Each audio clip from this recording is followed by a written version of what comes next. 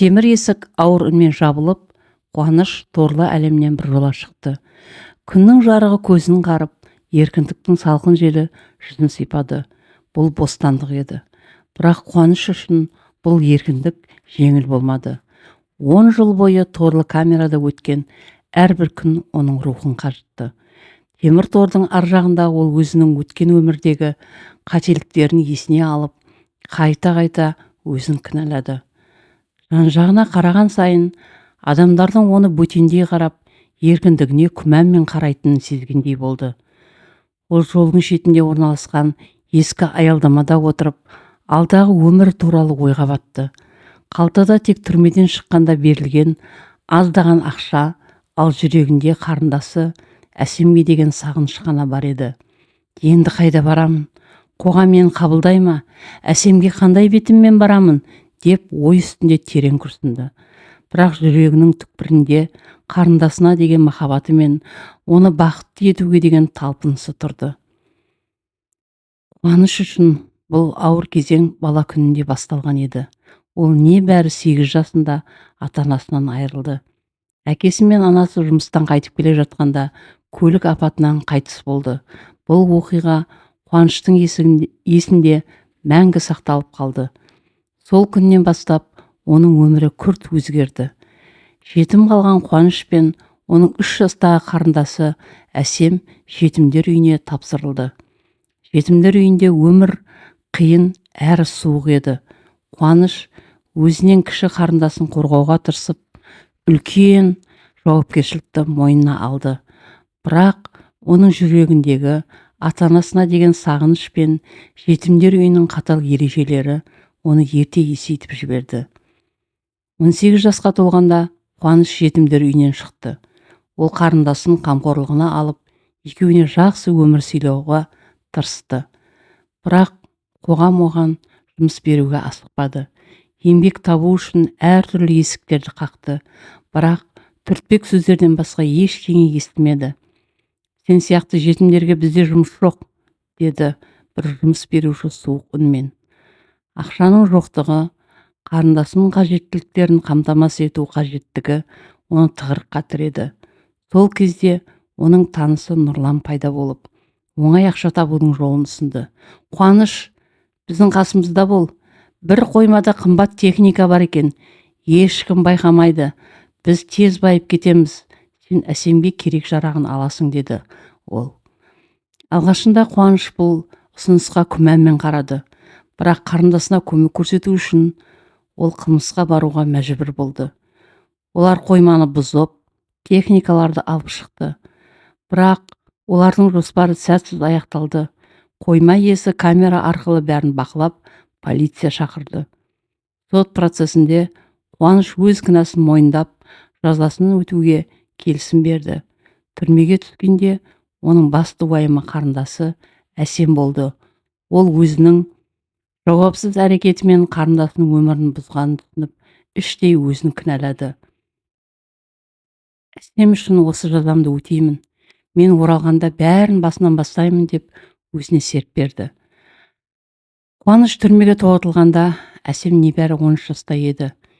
Еш туысы болмағандықтан ол балалар үйіне қайтарылды. Қуаныш түрмеден шыққан күннің ертеңінде қаланы көше бойымен жалғыз жүрді. Оның әр қадамы ауыр, әр ойы терең еді. Жан-жағына қараған сайын адамдардың бет жүзінен бейғам өмірдің белгісін көргендей болды. Бірақ ол үшін бұл бостандықтың дәмі ащы еді. Қаланың қай бұрышына барса да ол бөтен адамдай сезінді. Сәлеметсіз бе? Жұмыс іздеп жүрмін. Құрылыс саласында тәжірибем бар, деді ол құрылыс алаңының басшысына. Басшы оның түрмеден шыққанын білген соң суық үнмен: бізге сенімді адамдар керек. Кешіріңіз, сізбен жұмыс істей алмаймыз, деп жауап қайтарды. Бұл сөздер Қуаныштың жүрегіне ине сияқты қадалды. Оның өткен қателіктері өмір бойы соңынан қалмайтынын түсінді. Бірнеше күн бойы тамақсыз, қара нанды бөліп жеп, түнде саябақта ұйықтады. Күздің суық түндері оның денесін емес, жанын мұздатты. Қаланың бір шетінде ол аялдамада отырып Әсемге хабарласты. Әсем 18 жасқа толып жетімдер үйінен шыққан соң құрметтен үй алған еді. Қарындасының даусын естігенде жүрегі жібігендей болды. Бірақ өз жағдайын оған айтқысы келмеді. Аға, мен сізді күтудемін. Менің үйім сізсіз бос.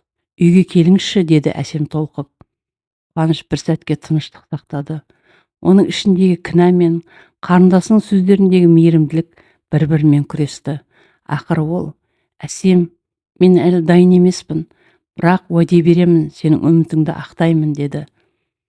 Қуаныштың тағдыры жұмыс табу үшін барлық есікті қағып шығуды талап етті. Бірақ қайда барса да оның өткен өмірі алдынан кесе көлденең шықты.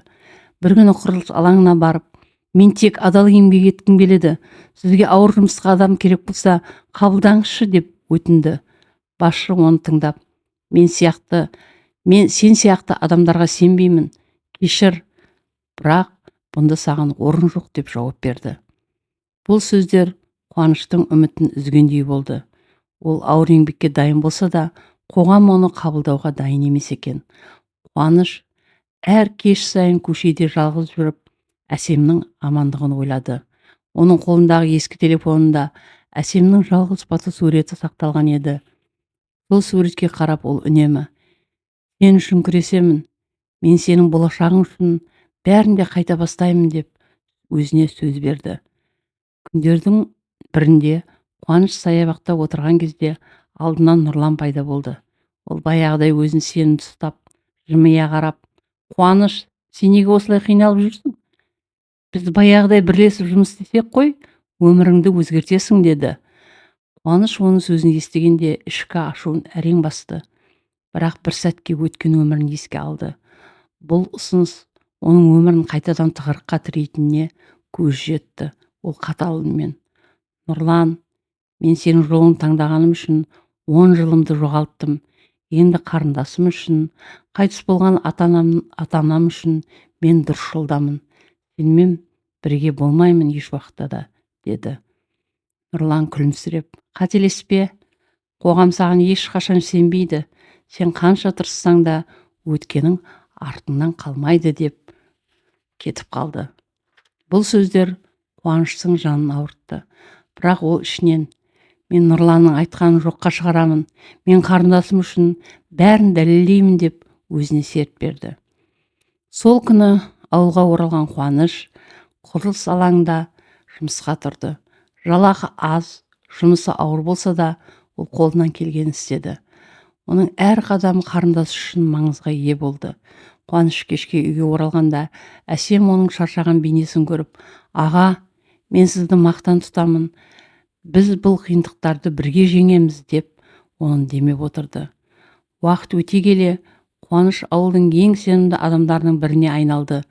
Оның еңбекқорлығы мен табандылығы жұрттың назарын аударды. Адамдар оның өмірінде жасаған қателіктерін ұмытып, оның адал еңбегін бағалай білді.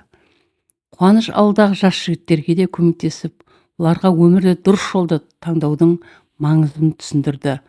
Балалар, қателік жасау оңай, бірақ оны түзету үшін өміріңді арнау қажет. Адал болыңдар, қиындықтарға мойымаңдар, деді ол. Оның сөздері ауыл жастарына жігер берді. Осылайша Қуаныш тек қарындасына ғана емес, қоғамға да пайдалы адам бола білді.